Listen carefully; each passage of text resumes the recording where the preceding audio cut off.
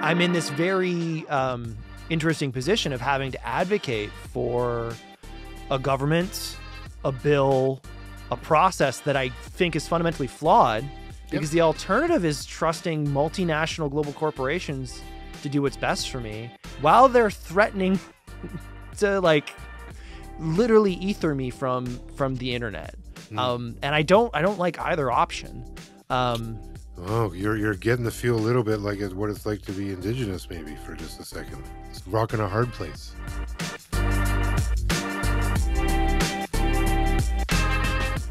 So we have talked about several contentious bills from our federal government on the podcast in the past year, but two in particular, Bill C11, the Online Streaming Act, and Bill C18, the Online News Act, are now laws. And that hasn't made them any less contentious. Google and Facebook are threatening to block all Canadian news from Canadians. And most every Canadian content creator is convinced that YouTube and TikTok will be forced to limit their exposure on these platforms if the CRTC can't back up their regulation promises. The kicker, as of today, the minister responsible for shepherding those bills, Juan Pablo Rodriguez, is no longer in a position to be responsible for dealing with the outcomes that those laws created. So it looks like we're on our own. How exciting. And it's obvious that BetaKit has a horse in this race, but we've talked to many people about the conflicting motivations before Canadians at this key moment in time. A desire to support Canadian journalism, art, and culture in the new digital world, a general distrust of big tech, their promises and threats, paired with, frankly, a cozy familiarity and enjoyment of their platforms, a practical or perhaps patriotic desire not to have our government pushed around by global corporations, and, to be honest, limited confidence in our federal leaders to navigate these challenges with the sophistication that's required. But for all that talk, there has been limited conversation on the impact of these laws and platforms for Indigenous creators, Indigenous content, Indigenous culture. So if we're going to have rainmaker and folding ideas on this podcast, maybe we could create a little space for other perspectives. Joining us today is Jesse Wente, an Anishinaabe writer and broadcaster, the first Indigenous person to chair the Canada Council for the Arts, and until recently, the executive director of the Indigenous Screen Office, which is an organization that advocates for and funds First Nations, Inuit, and Métis filmmakers and creators across the country. Wente has held a unique position in this conversation. He's familiar with pretty much all of the players, and he's spoken to Indigenous creators themselves about their concerns, about the lack of support that they receive from traditional media corporations, whether or not they even consider themselves Canadian content creators in the first place. And he's also importantly spoken with the tech giants who are in the midst of retaliating against these laws and found that they're strikingly been more willing to support Indigenous content than our homegrown corporations. So, at this point, who can Indigenous content creators trust the most? Or who do they trust the least? It's a rock and a hard place that Wente speaks to directly on this podcast, and I'm going to let him explain it in his own words. He also comes with strong prescriptions that seem, honestly, in my perspective, better suited to the situation. Tax big tech to hell, protect the user data, make deals, get the money, and use it to build something better. One of the great joys I have in doing this podcast is the conversations I get to have with people on the other side of the microphone. And I think this is one of the rare instances where you're going to enjoy this conversation as much as I did. So let's dig in. I think, Jesse, where I want to start is, like, we could get into the details of Bill C11, but I know that you've talked before about just the Broadcasting Act being stuck in antiquity and in need of revision, which I think everyone agrees with. I don't think anyone agrees with how it should be changing. I'm wondering, maybe before we get into what is being proposed, enacted, criticized, concerned, trolled about, all of the reaction to it, how you would have liked to approach a modernization of the Broadcasting Act, because it's certainly some of our interest really comes from the need to update this thing to the 21st century. And I'd rather start with some really strong first principles before digging into kind of what we're dealing with today. Sure. Well, I think at least from the perspective of the Indigenous Screen Office, the organization I was running at the time, that Bill C11, and in fact its predecessor, we had even been involved in advocating around the changes before it got scrapped and we got the second sort of version. the main focus was to rectify what had been some unfortunate and I think unintended consequences of the Mm. way the language was in the last time the Broadcasting Act had been updated, which was like 31, 32, I guess almost 32, 33 years ago now. Um, and you know, at the time, what was inserted was that when in reference to First Nations, Métis, and Inuit people, when it came to Canadian broadcast spaces, was that there should be what it called Aboriginal broadcasting Mm. when resources become available, or if resources are available. And TBD. right, and of course that qualifier meant that the resources never really became available. It did, we did get APTN sort of out of that, but that was about it. You know, you didn't see a whole lot of other concerted effort, in whether it was public broadcasters or private broadcasters, in terms of uh, you know, putting forward Indigenous voices, Indigenous made shows or stories or journalism. That really did not happen, you know, as a result of the last time the act had been opened up.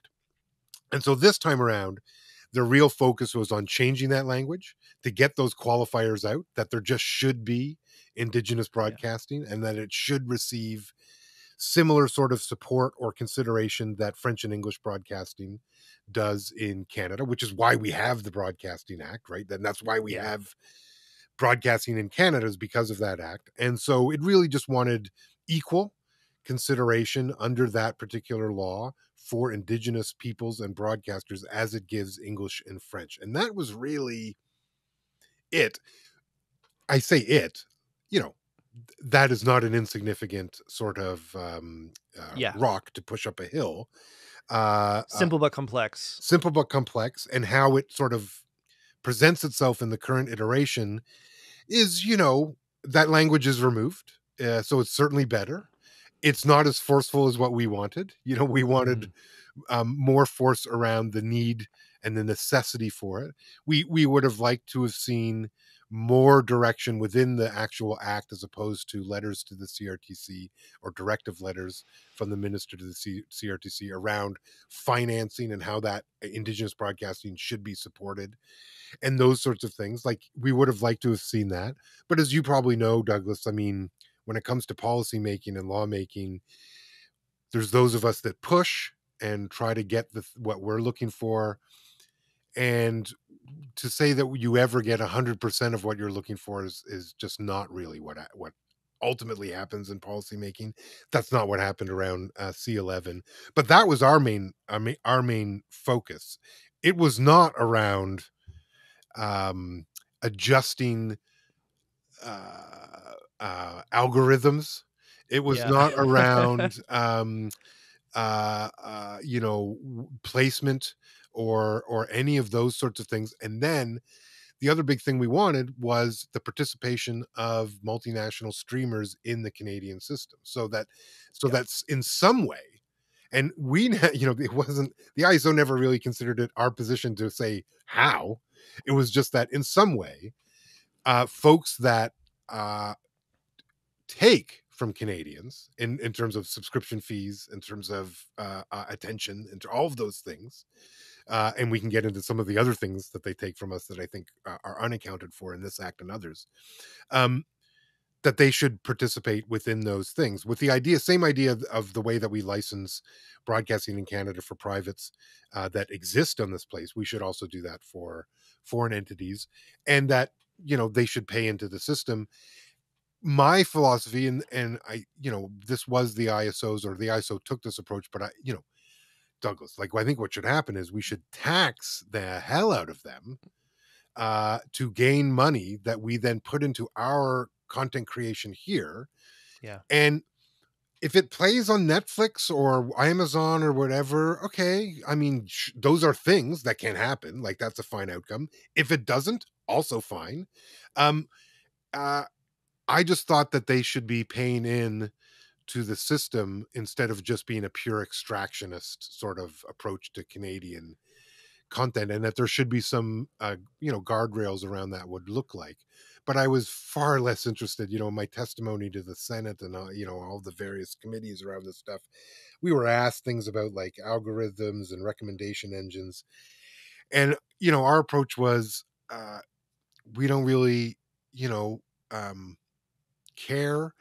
And that when it comes to recommendation engines or algorithms, the ISO's approach, my approach would be one of transparency, which is, why don't you give the user as much control, maybe all, ideally, of their own algorithm in terms of what it's going to feed Yes. them, uh, then, because what I don't like, and if that person is interested in Canadian content, then that's what will surface for them, which is great.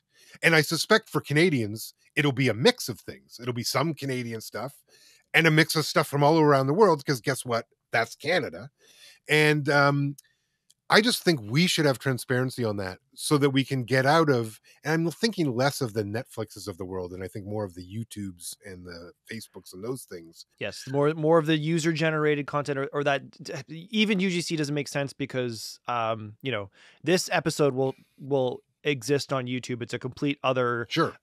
more bottoms up content discovery platform, things like that. I this is exactly the reason why we want to have you on this podcast, because in one question you kicked off all the different hornet's nests that come with trying to modernize a bill that's 30 years old and try to update the same principles, but doing it in a radically different media and technology environment, because it's impossible to run this act back, but for the internet, without talking about algorithms or some of the other things. Maybe to just answer your question, or maybe to speak on behalf of like the tech answer of why they wouldn't give user control to the algorithms, is because control of the algorithm and obfuscating that from the user is exactly how all these tech companies make their money. Like we just this week of our recording, Facebook launched Threads, and it's another place where, you can add all your friends on it, all your friends from Instagram, and you'll never see any content that they produce because we're going to send you the stuff that makes money. But I want to go back, actually, before we dig into some of the hornet's nest, back up to the top of the ask, and just make sure that from your perspective, or maybe from the ISO's perspective when you were working there, the core intention was like, forget all the other stuff. Let's just make it clear that money should be coming in through this bill to channels that support, let's say broadly, Indigenous content creation. It should no longer be qualified. And like, let's get the digital streaming platforms in there to contribute, because they're in some ways the new cable. Like the core thing there was like, we just want that cash and the capacity to deploy it. You got it. Correct? Yeah, okay. You got it. And we put a number on it. We've done all sorts of research and number crunching in terms of how you could apply, people don't like tax or whatever, but have that participation. And we were saying that 8% of that new money should be set aside for Indigenous content creation. And we reckoned that 8% was going to represent somewhere around 80 million annually, which, would be, already the ISO represents a historic investment in Indigenous broadcasting and content creation globally. 80 million annually would represent beyond historic. Like that, no colonial nation has ever done that. And so that's what we wanted when it came, because I don't think as an organization, remember the ISO is like an advocacy and a funding body. Stuff like algorithms lies a little beyond our expertise in terms of our core knowledge and our core interest. Like, I don't think the ISO is that interested in dictating how businesses run their business. And I would love to get back to the algorithm is how they make their money, because I'm very aware, and you and I maybe or maybe not, I don't know where you stand on this, but I think this is one of the challenges we have with tech, is that money is at the center, as it is always going to be in capitalist societies, but a lot of the things that tech are doing extend beyond pure commerce, and that's when you introduce commerce into those sectors, it becomes problematic. Anyway. Yes, and again, I'm speaking a little bit for the audience here, and before we dig into the tech stuff, because again, part of the reason why we really wanted to have you on is Indigenous content, Indigenous culture have not really been a part of the conversation in media coverage of these bills and Yeah. what's really happening, right? It's like the Netflix crave stuff. And even when you're talking about the ISO being an advocacy board and then a bit of a disbursement channel for content to be created, I know on the non-Indigenous Canadian side, you have content creators like the directors of the recent Blackberry film, talking about just how hard it is actually to get a movie made in Canada through like Telefilm or some of the other Canadian bodies because of the earmarks, restrictions, hoop jumping, the construct there to get that financing that actually makes it harder for them to launch a film globally. In the work that you had been doing in the recommendation and quantifying the dollar amount, did you feel that you had a more direct capacity to just get this capital flowing to filmmakers to create this stuff, or were there maybe potentially less hoops to jump because everyone keeps complaining about the the devil's in the details and all those things, and it's like, well, those that can be changed. Like a flawed disbursement program can be improved. That doesn't mean that the bill or the value of financial support for, let's say, broadly pan-Canadian content isn't valuable. So let's like stop complaining about the bureaucracy. We can fix that. Like, but I want to at least give you the opportunity to speak to how that was planned to roll out, right? Because I think too often we're just like, government, blah, blah, blah, blah. And we're like, well, no, we could use $80 million for this stuff, right? Oh, thank you. This is great. This is a very nerdy policy discussion, and I enjoy these things.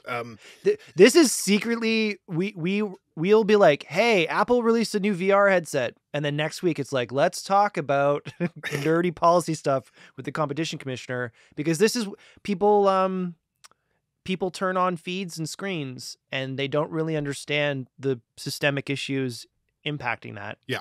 And then we wonder why everything is a U.S. derivative, right? So Sure. I'm super interested in, like, in the weeds lies the truth here of what we're dealing with. And I want to give you an opportunity to speak to some of that stuff before we bag on data and algorithms and maybe TikTok. Yeah. Well, oh God. Okay. Yeah, let's do some of that stuff before we go down that stream. So it's a great question. So I'll say a few things first before I get to the sort of direct answer. Because I'm also chair of the Canada Council for the Arts, the single largest arts funding body in all of Canada.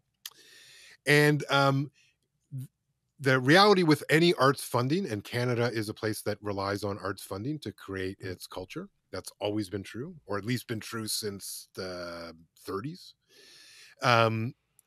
As you are never going to please everyone with arts funding. Someone will always be upset, usually the people who didn't get it. It is a complex rubrics to figure out. It's made further complex when it comes to the screen sectors in Canada, because they weren't approached exactly the same way as something like Canada Council for the Arts, which was really focused on, we're going to create Canadian culture, and there really isn't a commercial imperative, right? Like you're not... Sometimes it happens. Canadian artists who get Canada Council grants may become huge internet, that can happen, but that's not necessarily the intent of the funding that an artist would get from Canada Council for the Arts. And oftentimes it's actually there to replace the fact that what you might be doing has cultural value, but not commercial value, because the marketplace is whatever. Telefilm and the audiovisual sector in Canada was not actually really designed with that in mind. It was designed largely as an industrial entity, right? It's meant to make money.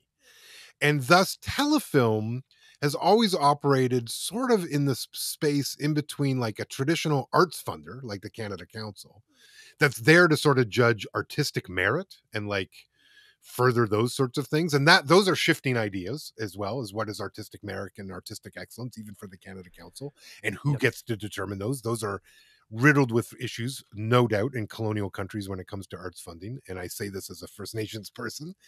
So you have to unpack those things. But the on top of even all of those for Telefilm is the fact that it has this sort of industrial component where it's meant to really facilitate industrial growth in this sector for Canadians, which means that for a lot of Canadian content producers, they don't think Telefilm should judge their art at all. They should judge whether they are successful and then give them money. And over time, this has become an increasingly complex rubric for telefilm to navigate, which is where I think Matt and some of the folks at BlackBerry, behind the BlackBerry movie, sort of their complaints come from, because it's like, well, they're trying to serve several different sort of ideas of what telefilm does. And, to be honest, I'm not sure it always serves any of them particularly well.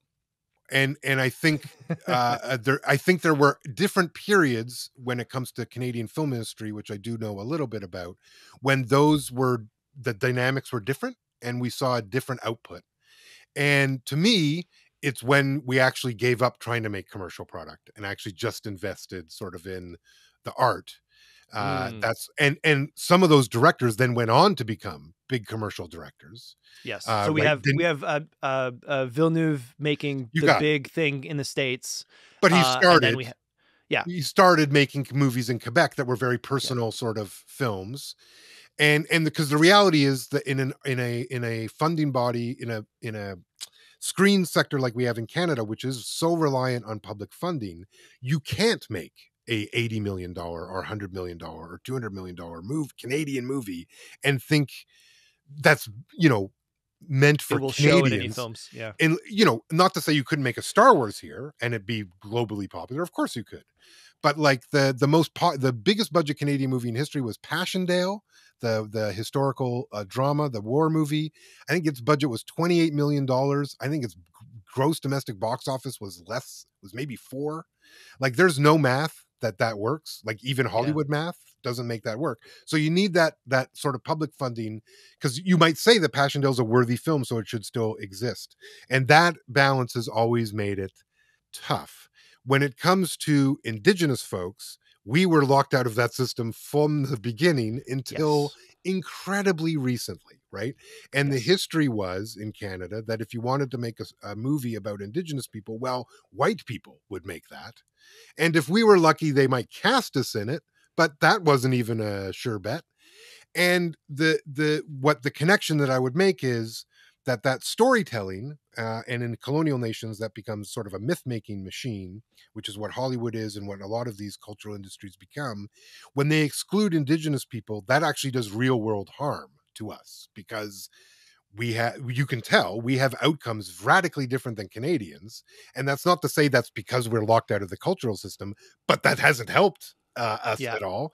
And so when it comes to advocating for policy change and bringing that money in, and when it comes to Douglas starting a funding body meant to get those stories out into the Canadian population, you absolutely don't want to recreate these colonial structures that have locked you out. So the ISO does do things very differently, and that was very intentional from the very beginning.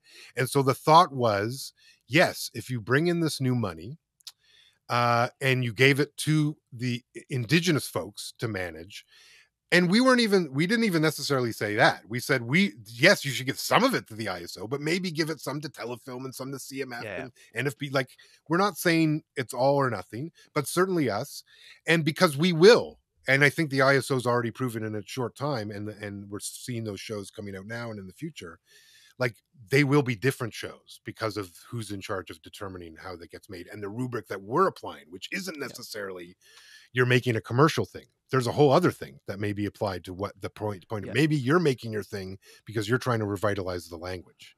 Yeah, it's really important. And I think first, let's just even like acknowledge that having a little bit of space to have a conversation of, hey, there's intrinsic value into providing funding in artistic acts in and of themselves is something that is a really hard conversation to have right now. Like, it actually has to be explained. I think that's like transferred, like, since I was a kid.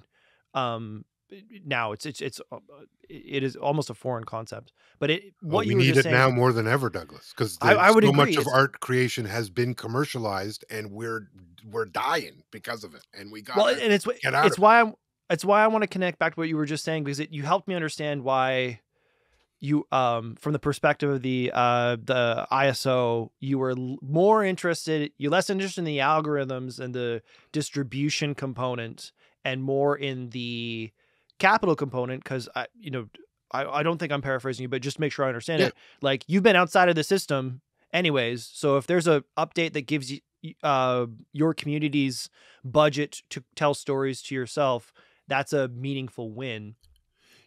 I Bingo. come to this from the other perspective as obviously a white guy from Northern Ontario who most of my exposure to cultures, community stories across Canada from people who are not like me have come through an act that prioritized at least a small component of some form of Canadian culture, whether it was true art or industrialization. You know, it's why we had Rain Made on the podcast. Like, there's a lot of things that I got exposed to through TVO and Showcase and other things that if we're not, and even just some CB stuff, that if we're not mandated by the government to be produced, we would have even earlier been sucked into the US monolith. So I care as well about the distribution, because I want to have access to these stories to, I don't know, in a very idealistic sense, be a better Canadian.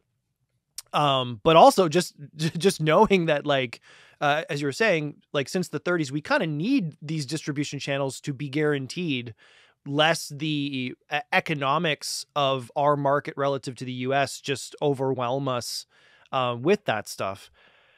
All of that out of the way. Now let's talk about the modernization of this idea, and the fact that this isn't just, oh, hey, before it was on cable, before it was on broadcast, and now it's a digital signal through streaming, because we're not necessarily talking about Rogers or Bell here. We're talking about global multinational tech platforms that don't really care about Canada, even to the extent that the three telecoms in a trench coat that we're stuck with here might care, because they actually live here, right? Like, we're just another market, and we're a small market relative to other markets worldwide. Yep. And from, you know, a perspective of the internet, you know, like, the signal's supposed to be free, man. Like, you just hit the URL and there shouldn't be any considerations there. That's, I think, where we get, you know, our foot stuck in the mud of the algorithms and the platforms and things like that. And I'm wondering if maybe you could speak to, because we've covered TikTok's lobbying, we've covered YouTube's lobbying to Canadian content creators, basically saying, hey, if this bill becomes law, we're going to be forced to screw you, because we'll have to change our algorithm to show you. And if people don't like that, well, then you're going to suffer. And it's teaching a demographic of, I think, young creators to not bite the hand that feeds it, which is actually the platform. Being old enough to remember different eras and to understand what tech platforms say that they're doing and what they're actually interested in, I'm a little bit more critical of that. But I also know that these social channels, UGC channels, have a cultural component beyond, like, be watching Letterkenny clips. So I'm wondering if you could speak to the impact of these platforms when it comes to some of the communities that you're a part of, in terms of, if not cultural storytelling, just cultural connection. Because I don't think there's been enough conversation about how that's going to be impacted by C11 or, you know, potentially C18. Yeah, well, I mean, that's fundamentally why we didn't want to even get into those discussions, and why we've sort of, you know, how would I put it? Encourage the government to consider not getting, like, a fly under the radar kind of thing. Like, don't mess up our TikTok. A little bit, like, because so there's a few things. One, I'm definitely too old and way too Indigenous to sort of go for that line around, you know, giving everything to the platforms. But to your point, like, you know, more language learning, Indigenous language learning, goes on YouTube right now than it does in real life, right? And that was, you know, certainly grew during the pandemic as part of that, but that was true even before the pandemic. That was true when I was telling this to the committees, and and I say this as the ISO, and I say this maybe as Indigenous storytellers, have actually found more space at new platforms and new distribution entities than we have at the traditional ones. So, like, to give you an example, the Indigenous Screen Office, like, I was, landed in February. I think I was when I took the job. February 2018 was my first day on the job. I could have had a deal with Netflix probably by March of that year, in terms of them supporting what the ISO was doing. Mhm. That's how reactive and responsive they were to the idea of the ISO. Um, so the ISOs had partnerships with Netflix and Amazon Prime in the past. Certainly, I don't think they've ever been able to, we've never had a partnership with any of the legacy cable companies or platforms in Canada, right? Gotcha. Like they didn't. When the ISO was formed, those folks didn't call me to say, let's come have a meeting. Netflix and Amazon did. And so one of the things that I told the committee, and I'll tell you right now, is like for a lot of Indigenous storytellers, there's a lot of interest in those platforms because those entities haven't said no to our community for 50 years. And if you say no to a community for 50 years, it shouldn't shock you that that community decides they're not wanted there. And as soon as someone opens a different store, they may go to that store because you've Yep. said no to them for 50 years. It's not those communities' fault that that's what the dynamic. It's yours. It's the folks who said no. And that is absolutely the dynamic for a lot of Indigenous creators. Netflix, Amazon, YouTube, TikTok, what podcasting, you name the sort of recently developed distribution platform for storytelling, you will find Indigenous people there. That is why we were so present. It's why Black people were so present in social media. Yeah, because we couldn't, and I shouldn't say me because I was in the newsroom, but the reality is I was the only one, Douglas, in the newsroom while I was there. There weren't even a lot of other marginalized folks in those spaces that I've had the privilege to be in. So, like, when you can't get your stories into traditional legacy media and have never been able to, and suddenly you can post your thoughts on a website in 160 whatever, I'm no longer on Twitter. It's a horrible platform. I understand that now, but because that, what an opportunity for us to tell these stories unfettered from those that have said prevented us from telling these stories for so long. So a lot of these new places, these new distribution platforms, the streamers, all these things, for our community, we're like, no, these are our friends. Like we have a chance to build a relationship with these folks. Rogers, Bell, Telus, Chorus, we don't know from you. Like, you've been around a long time. So have we in the same place. We haven't heard from you. So like this new place, they answered the phone on the first ring from us. You've never answered it. So why would we? And so I think this is why we didn't want the government really to wade into these things. I also would say this, and this applies to both 11 and C18. A lot of content creators and storytellers, they will find their start on these platforms, right? That is where they will innovate. They may, there one day, someone who started on TikTok will win an Oscar, right? Like guaranteed, this will happen. Why? If they haven't already, to be honest. If they haven't already, totally. So why on earth would we want to get in the way of that? Like that seems silly, and I don't want that. And instead, because I also don't think one of the ways that we get out of a purely corporatized cultural space is by using some of these tools that the corporations provide, like the one that you and I are doing right now. Yeah. But use it to do the creation and build this thing, and then you can move it off that platform onto your own thing and monetize it that way.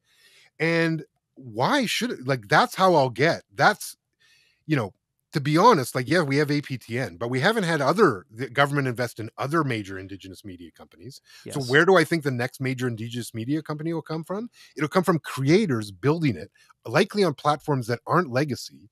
They create a profit model that works for them. They then build a studio that they manage. That's how it'll happen.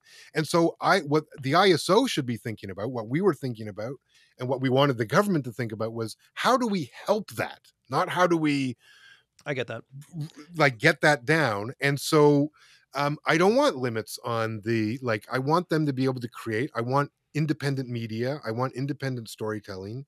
So don't harness that. What I want, though, is that those platforms that extract so much and don't don't live in right relations with us. And Google just announced, I think I saw this morning, well, now they're going to use everything we do on their platform to inform their AI development, which I sort of suspected they were going to do. I think they're actually announcing that they're that doing it because that's what they were. And to me, like, that's where we're missing the ball, right? Because that's where the real monetization is happening, where they are scraping everything we do, our whole existence, all of our activities in this new digital world as a human being is now monetized by people outside, and increasingly outside of even governmental control. As we've seen with C18, the reaction of these corporations was being, oh, you pass a law? Fine. We don't care. We're going to circumvent it and get around it. And while we still extract all of this data that we're then going to monetize, and Canadians don't see what is the value that Google gets better. I don't think that serves a lot of value for Canadians. I'd like paved roads. I'd like hospitals that work. Yes. Google is extracting enough wealth from the globe to pay for those things. And we should be, because what I want the government is to step in on behalf of me as a citizen to these corporations and say, you can't harvest our citizens' activities in this way and profit from them without us seeing some. That is right relations work. That's what I think. That's the grown-up conversation that we're not having, that we should be having. And that, to me, is the government's role. I don't know if I can curse on this podcast, but please do. Get the fuck out of the algorithms, and instead make them pay for the fact that anytime I click on their damn website, they're going to monetize that activity in ways that I don't even know. And I'm going to be totally blind to. Can you help me there? Because, like, I think our society, these things are growing so massive that governments are going to have trouble regulating them. And to me, that's what we should be doing, is stopping the wealth extraction project that's occurring, this data extraction project that's occurring, and have the government intercede so that we, the people, see some benefit from our activity on these corporate platforms, and let us then take that and do what we want to do with it. And that's, to me, that's on both these bills, that's what we should be doing, and sort of what we're not doing.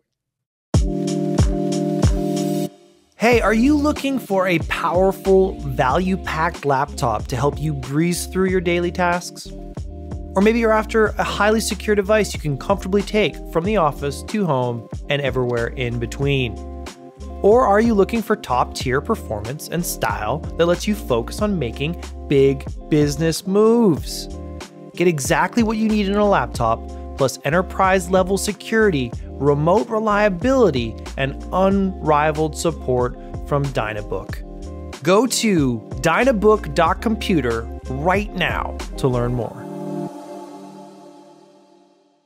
Okay, let's really dig into this because you keep tying this up in such a nice bow, and then I have to rip it apart to get to the next point. But it's wonderful. I want to, before we get to the data extraction part and just the algorithm part, because that's so important, and I really want to lean into. I firmly believe, and I know through experience in my reporting and working for tech companies, that what these platforms are saying about the algorithms is fundamentally a lie. Yes. I want us to dig into that. But first I want to go back to the trust component, because, and I'm going to white guy speed run this and try to make explicit what we're implicitly talking about, provide you the opportunity to slap me down a bit. But I think what we're speaking to here is, and you were speaking to the trust and relationships between Indigenous communities and corporate broadcasters, and that trust that hasn't been there. But then there's also the trust and relationships with our government to affect meaningful and positive change, which I would assume that trusting relationship isn't necessarily there. From my perspective, I think we're at a very interesting time where most Canadians, regardless of the community that they have participate in, have a more tangible day-to-day relationship with these platforms than with their government and democracy.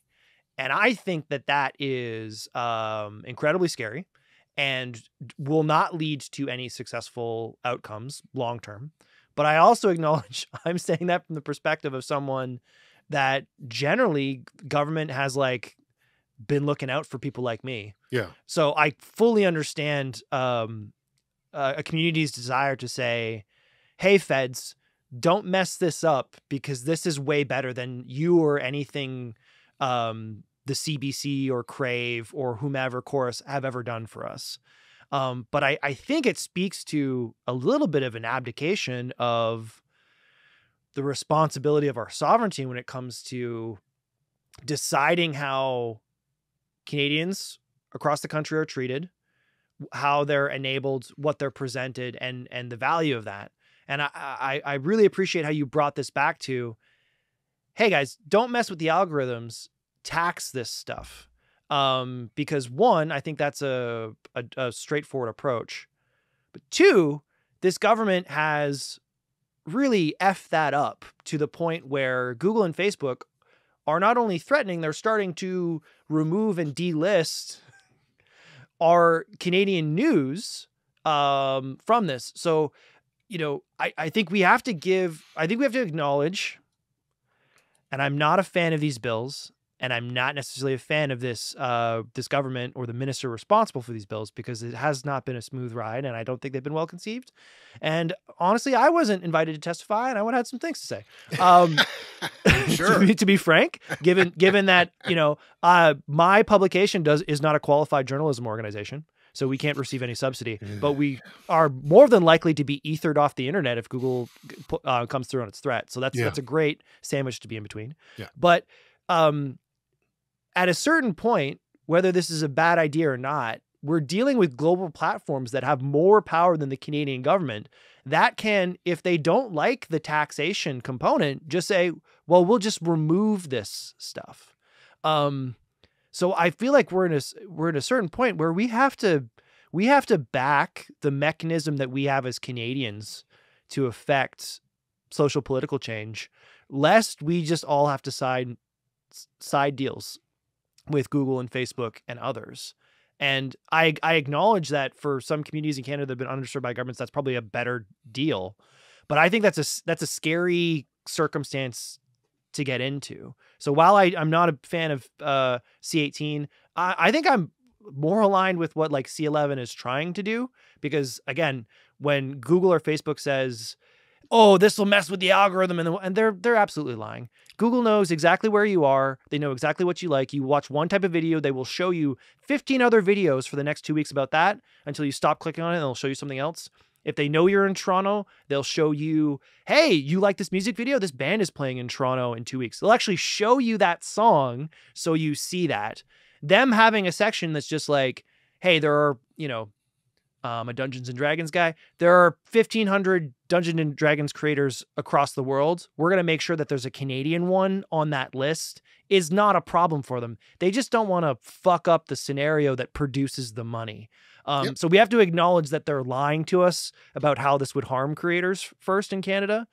And then two, be like, we're in a position where if we make an ask that they don't like, they're just going to just ghost protocol the whole thing. Yeah. So, do you have what parts of what I just said do you have issues with? Maybe I've made some notes. Okay, great. And issues is maybe a little strong. First, I would say I'm not sure they're going to ghost protocol anything. Because I would agree and hope. Is there someone staring at the meteor? No, I would. These are among the most. These people really love capitalism, you know, and under capitalism, it has been my experience that most of the time you don't degrade your product so much that you introduce the possibility for competition. So I think, and even as in such a small place as Canada, you probably don't want to make Canadians decide they're going to use a different search platform. Like there would have to be a different search platform though. Like I don't think most people in the world fully understand. And this is an ongoing like antitrust case at the EU, in the US and elsewhere, how much Facebook and Google completely own the stack of our internet experience and how all the money passes through. I agree. We don't. And I think governments don't. And I'm not sure even they fully know actually how they monetize. Because I think some of the data they collect, they don't know how to monetize it yet. They're just waiting to figure that out. So no, totally agree on all of that. This is why, you know, when it comes to, so a few things.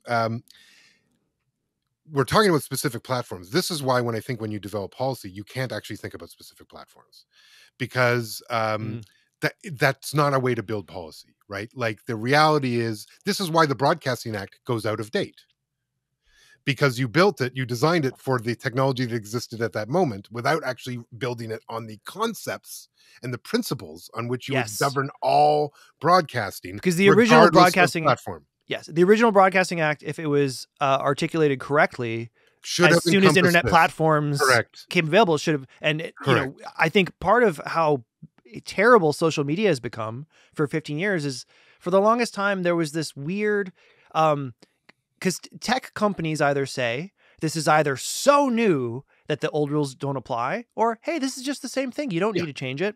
And social media was able to skirt under, like, wait, why aren't you patrolling or regulating these political ads like every other information platform Totally. has to? It's like, Totally. oh, it's because it's online. Like, well, what does that matter?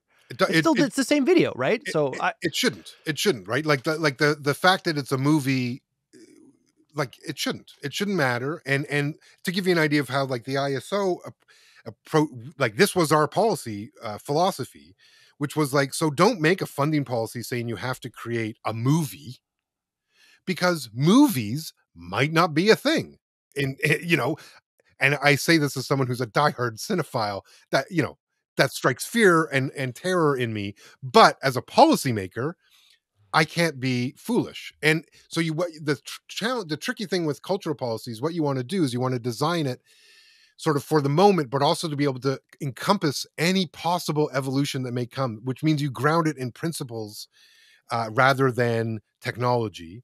So, because the reality is, I don't believe Facebook and Google will last forever. They won't. Something else will come along eventually. Mhm. And if we've designed our policy for them, well, it won't work when these new people show up. So we'll just be stuck in the same sort of morass.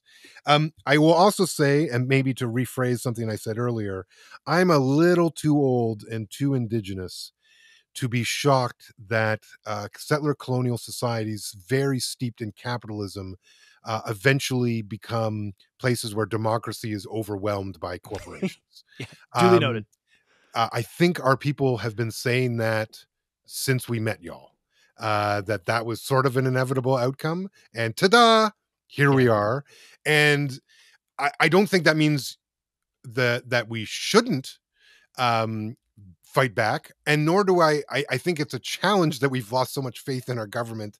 But I think we have to acknowledge that is a very purposeful and intentional thing that's been happening over the last, say, couple generations, to erode our ability by corporate interests, to erode the ability of the government to actually regulate them properly for the people. That has been really sort of a public policy writ large in a lot of these settler colonial places since, I don't know, right after the civil rights era happened, and when suddenly the wealth of these places might have to be shared, it suddenly became really contingent that we not do that, right? I And agree, so, sir. Can I just maybe to put a little bit finer ground on the point? I completely agree with that. I would say there's a level of danger and scale of difference when you're talking about the oligopolies of Canadian media or banking or whatever, and then the global versions of those things that are beholden to no governments and how they might decide. I think sure, I just want to articulate that delta. I'm not saying things were good before. totally, Douglas. And there was a policy solution to those things in the past, right? Of when companies grew too large. Yeah. There was. We broke Yes. them up. Yes. There's a reason why we talked to the competition commissioner on the last one, right? I mean, I have my own questions for the competition commissioner that could probably take up a whole podcast, but like, we should be breaking these companies up if we were real governments. Like, we did it to the Hollywood studios were broken up like in the 50s, and they weren't doing like anywhere near the nonsense that these folks up. And by the way, the Hollywood studios are now back to doing basically the exact same things as owned by tech companies. Correct. As owned by tech companies that the Hollywood studios were broken up for. So like, there is a policy solution. I don't know why I sort of do know why we don't do it, but it's a shame, but we do have to have those conversations. And then the other, you did mention one of my other favorite words, sovereignty. And you know, I guess from a First Nations perspective, um, you know, we already live in a state where Canada has spent an exorbitant fortune, um, sort of protecting its own sovereignty. And I think for First Nations people, if we want to sign agreements that helps ours, that's okay. Yeah. Because you know, and frankly, if our interest sort of waxes and wanes on protecting Canadian sovereignty, well, the pathway to Canadian sovereignty actually lies through our communities anyway. It always has. Yeah. So, you know, certainly in our community, whether Canada is a real thing is a rather open debate. And so, you know, when it comes to those sovereignty concerns, I guess I would say like um, Canada's sovereignty interests have largely been about it here. And what I mean by that is quelling Indigenous people, Mhm. because that is what Canada has perceived as the greatest threat to its sovereignty since Canada has been formed. And that is up until this moment. And whenever this is published, that will still be true. They've never viewed corporate interests or other nations nearly as hostilely as its own Indigenous population when it comes to its own sovereignty. So they will, you know, I'm not surprised that we worry that we're not able to control these corporations. I'm also not worried that we have that fear while, you know, making sure the Indigenous population is under, you know, still military control in some places Yeah. is true as well. Like I Yeah. think that's sort of life under these conditions. And I think this is why, you know, the ISO or myself or some of us are well positioned to come at this, because I'm not that caught up in some of these other issues, because these th- these are not mine. Yeah. You know, protecting a system that has never served us is not that interesting to me. So Well, it's duly noted. It's super important, but I'm wondering then, it's so important for you to say that and it to be acknowledged here as part of this conversation. I guess taking that to the extension though is like, and maybe this is a continuation of the conversations you've been having with these tech platforms in various ways. yeah, yeah. If they do pull the chute, though, do you think there's an opportunity for Indigenous communities, First Nation communities to say, "Hey, we're not part of that agreement. Don't block our like." Is there Yes, potential there, I or I do I you I mean, is if I was still head of the ISO, I'd be having those discussions right now. okay? Because Uh, my fear would be that companies like Google or Facebook that don't care about really the geographies of any place, or laws there would just blanket IP address cut that off, Well, I right? think they will from a and you would probably know better than I, because I'm not a tech guy. You know, I was a tech guy in the 80s. I'm not a tech guy anymore. Like I would just think the feasibility to be that specific around blocking might be a challenge in their own algorithm, to be honest, like how specific they could get. But Mm, I would say, like, I would be approaching them saying, you can block Canadian, but we're not Canadian. So maybe you don't have to block us. And how do we figure that out? The other thing I would say, interestingly, maybe is I had lots of discussions with these folks in my time as the head of the ISO. I generally found them very receptive to what we were talking about, because we weren't ever talking about their algorithm or anything like that. We were like, and I'll tell you something, I had a wonderful encounter with one of them. This was right around, anyway, whatever. It was a big thing that the ministry was doing. I had a name one. names, sir. I'm not Name going to name times. names. I'm not going to. Nope, nope, nope, nope, nope, nope. Can't do it. But what I will say is, like, when we were in a room, and you know, I'm known, as you can tell, of just sort of being rather blunt and to the point, because I don't have a lot of time for other stuff.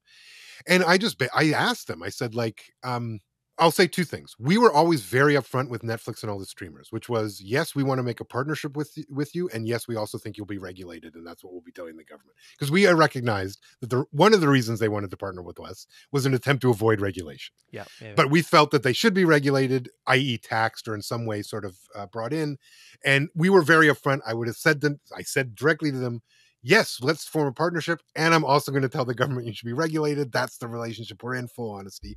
They were always totally fine with that. They understood. And they were also totally fine with when I said is, listen, from our vantage point, what we want from you is the money. Give us the money. The other stuff, the ISO, I don't care. Like, but I want the money. here's the thing with giant corporations: money they got lots of it. So when it came to money, the Googles of the world, the Facebooks, they were like, yeah, well, sure. Like, you want to tax us? Sure. We like that rubric they were sort of comfortable with because it was just the cash. And they have lots of it. So like giving some to Canada, however many billions that even Canada might have decided, was not going to be tangibly meaningful to a lot of these corporations. So the money part was easy. And so like and we weren't interested. And so I do think we How long ago was this, sir? Just to not long connect the ago. timeline? Okay. Because I'm was wondering this- if something is meaningfully changed, or again, when we're saying this, So yes, what's meaningfully changed, I would guess, is this was pre-legislation having passed. Um, and I would wonder now. Obviously, I haven't had a conversation with these same folks in a while, you know, but I'd be interested because I wonder if the money would still be okay. It's the futzing with the recommendation engine and those algorithms and those sorts of things that upset them. And this is also why, when it comes to say something like Bill C18, which the ISO's position on that was just that whatever Indigenous media should be included in whatever you're thinking about, like make sure we're present. But like I think it's bad policy to tie the Canadian journalism ecosystem to specific corporations. Again, you should use principle to define this. So what's the principle you're after? I would assume that we want Canadian journalism to exist. Okay. So like, what does that look like? And how do we get these folks to contribute to that? Because I think I think C18, the problem I have with that, less so with C11, is I think C18 is sort of trying to solve a problem with a solution that doesn't actually address the real problem. 100%. And so it's trying to address the distribution problem as opposed to a core business problem with Canadian media, which is that Canadian media, how can I put this politely, sucks a lot of the time and isn't good at its job. Yeah. And we just saw Bell lay off, like basically Bell divested from journalism, and then immediately went to the CRTC and said, hey, you should lift the regulation that requires us to provide journalism, and you should just let us make money from the public airwaves without actually having to provide any societal good, which was the very foundation of why we have journalism, period, was that thing. So like, to me, that signals that like that rubric is over. Like, these companies don't want to do that. And so it requires a rethink around what Canadian journalism should look like. If I was minister, I'd probably be talking about, and this is political death, which is why they probably don't talk about it. I'd be talking about, I don't know, reinvesting in the CBC. Like, this is a moment the CBC probably needs like double the budget it has. Yeah, because the CBC has also been cutting its local news reporting all over the place because we like, while we give them because they want to be gem, because they want to have the Canadian version in, like, and yes, they shouldn't do that either. Like, we could do another CBC podcast. I'm wondering, do a whole one on what's wrong with that. But like, you don't have to have that either, right? Like, if you funded anyway, like, the point is, like, there's the problem with journalism in Canada isn't only that Facebook and Google have eroded the business model. It's also that these folks have failed to innovate any meaningful change in their business model ever, and have not served their consumers particularly well. They are incredibly supported by the government at this point. And some of them print horrible things. Like, it's, as someone who's like, yeah, we should support media, to then watch some of the things the National Post prints, it's really difficult. I agree. And then they take the dividends from that, and it pays out to private equity. And it's a messed up system that, to me, my issue with C18 is that I worry that it's propping up that system, as opposed to saying, you know what, maybe some of this shit has to fail, like, unfortunately, so that the new stuff can grow. Because it's not that there isn't great media being created in Canada. There is. I suspect you're part of it. I know that we're doing our best, sir. I listen to like a bunch of all my phone is now a podcast machine, because I don't go on social media anymore. And tons of that is Canadian podcasts. They're fantastic. And none of them are produced by the legacy, Douglas, none Yeah. of the podcasts I listen to are produced by legacy media. They're all independent media. Yep. So it's not that the storytellers aren't there. It's that we need to figure out how to support them. Someone else should build the next National Post chain, not those same folks. Like let's let new stuff foster. And if old stuff has to die, again, as someone from our community's perspective on some of that stuff, is like, why would we be so in love with these things that Didn't have service in the never first really place. you'd never really serviced in the first place? And so it's okay. And in a place like Canada, none of these things are that old that we should be that beholden to them anyway, right? They're not. The legacy of these things is like, some of my family has lived longer than their legacy, so it's not that old. I understand that, but I would say my perspective from this, and you're saying that this bill is trying to prop up an industry that doesn't work. Yeah. However, which I agree with. I think C18 is a bad bill. I think a much more simplistic bill would have said, instead of trying to tax these platforms for links, which is again not a solution to the actual problem, but a counterbalance.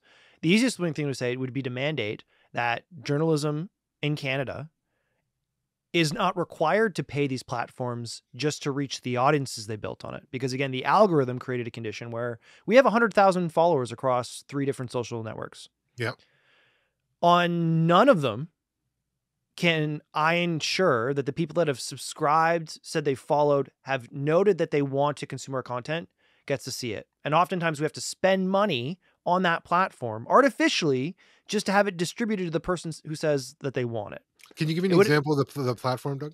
We have 40,000 followers on Facebook. We have maybe, and that's what happens. You have to we have a paid ad. Oh yeah, because they'll only send it to 800 people, and they'll say, if you want to boost this post for $200, 7,000 people might see it. And it's like, well, I have 40,000 people saying, please send this to me.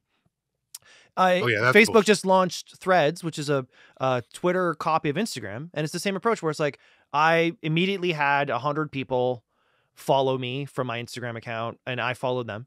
And I don't see a single post for them, but I do see fitness influencers and Mark Cuban and all these people, because that's how mandate that journalism organizations don't have to spend money on these platforms just to reach the audiences they built there. That's a pretty simple fix.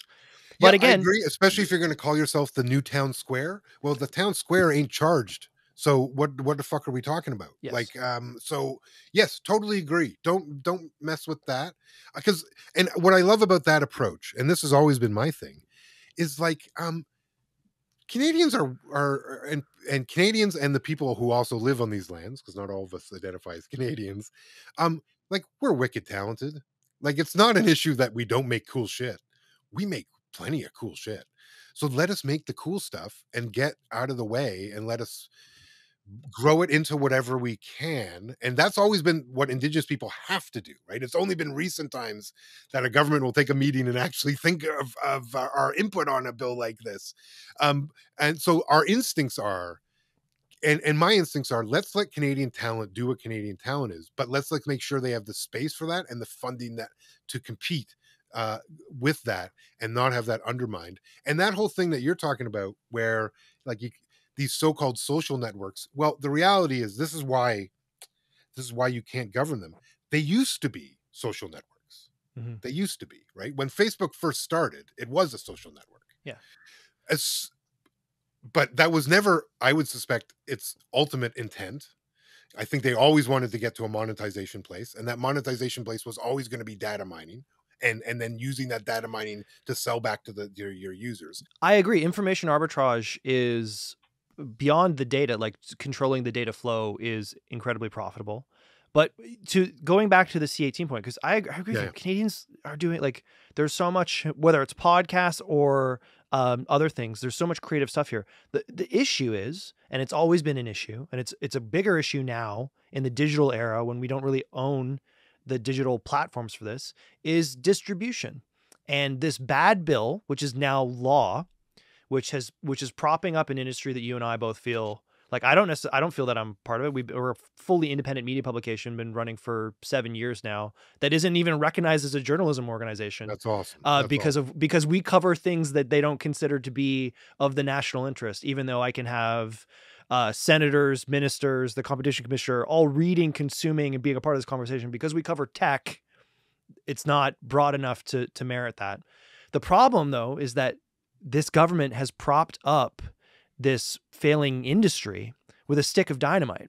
And when that stick of dynamite blows, it takes everything else with it, because all the great creators that we're kind of speaking to, acknowledging, and just shout out to the Matriarch Movement podcast, which was the clip in the conversation that you had there inspired us to have an adjacent conversation for our audience, right? So I truly believe that. It's why I stayed here and didn't move back to the States to work in that system.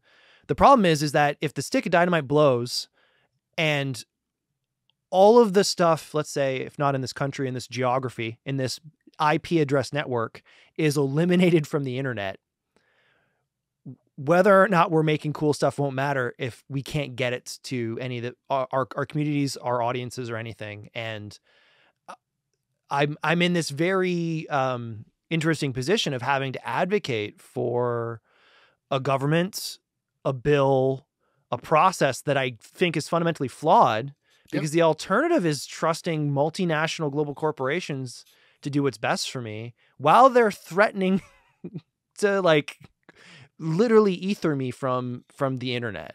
And I don't like either option. Oh, you're getting to feel a little bit like what it's like to be Indigenous, maybe, for just a second. It's rocking a hard place. So then with that, where do you end up at that? Maybe being more familiar, being in the rock and hard place. What's the go forward here? Well, I mean, what I would say is exactly what I did, which is you push on both. Okay. You push on both the tech companies to be sort of more responsive in whatever way you can. And the reality is, like, I don't know many First Nations people. You're not going to have this one sit here and go, oh yeah, I'm a big believer in the Canadian government. But I'm chair of a Crown corporation, and I did that because I believe change is possible.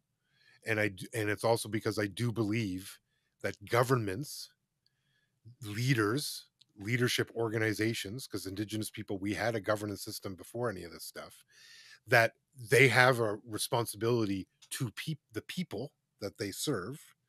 And so I don't think it's ever wasteful to push the government to do that, to do its duty. Like you should, like, and I say this as a guy who, now, I stepped down from my role at the ISO at the end of the year, in at least in some part because I grew so weary of doing what I'm describing. It was not easy. It was very hard. And one of the challenges I've had with the proximity to government in the last few years is you do watch people knowingly make the wrong decision. You know that they're and that they know that this is not the right thing to do, but they're going to do it. And as a person, as an Anishinaabe, I cannot comprehend. Like I don't know how you do that. Like I can't figure out how you make that work. But I don't even that experience. I still think you have to keep the faith that doesn't have to be the way, that there is a way for it to be better, and that we need to push.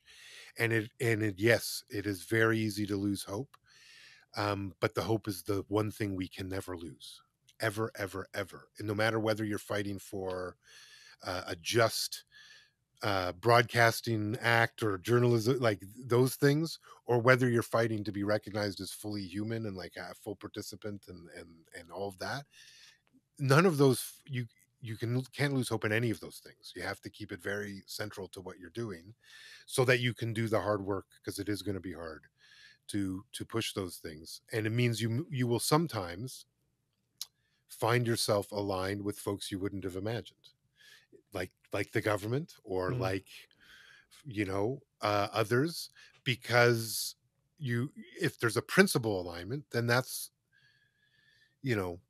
all that matters. And so let's move forward. A great piece of advice I got before I embarked on some of this work was from a former national chief, and he gave me great advice. And he said, Work, always work. Find the willing and put your energy into the willing. The unwilling will come in line once you've moved. So in other words, if the government is the one that's going to listen and try to work, and you're not, then that's who you work with.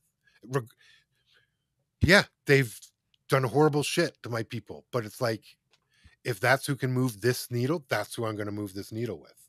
Because ultimately, the goal in my work was to make better, wasn't to make the government whole, wasn't to make the corporation whole, it's to make my people as whole as I can get them.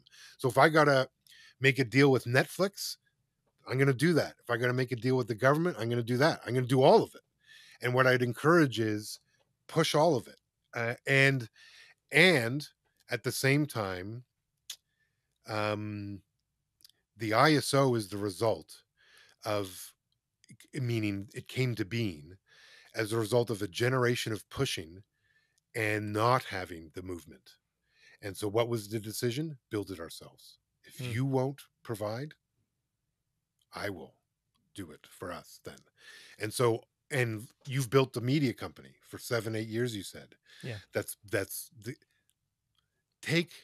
Look back at that experience and remember that you can build something, and that as much as we may want to move things that already exist, sometimes it's wise to consider putting your energy into building a new thing and letting that go away. Do you know what I mean? Yeah. Because yeah, like I want to reform the media industry and I would like it to be better, but I also know that if the old forest has to go, the new forest can be grown.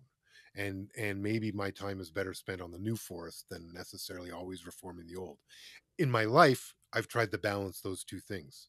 The ISO is an investment to try to build something brand new for my community. My work at the Canada Council for the Arts is to try to reform something old for my community and for others. I think we have to, it doesn't mean every person has to do both, but I think in as a community, we have to do both. You have to choose and engage. Sir, I so much appreciate your perspective and your voice, and I truly appreciate you being on this podcast. And I will just note, we're going to have you back for an hour-long podcast on the CBC. We're going to talk about film in Canada, and then we're going to talk about 80s tech. So I will look forward to booking you back for a couple more, because there's nothing I enjoy. I have personally a hard time letting go of things that anything, whether I care about it or not. And I think your points are well noted here. But well, I will leave you on this. I will go down saying Betamax was better than VHS. I will go down as that I will die on that hill. That is a wonderful tease for our next podcast, sir. Thank you so much for coming on. Thank you so much for having me, Miigwech.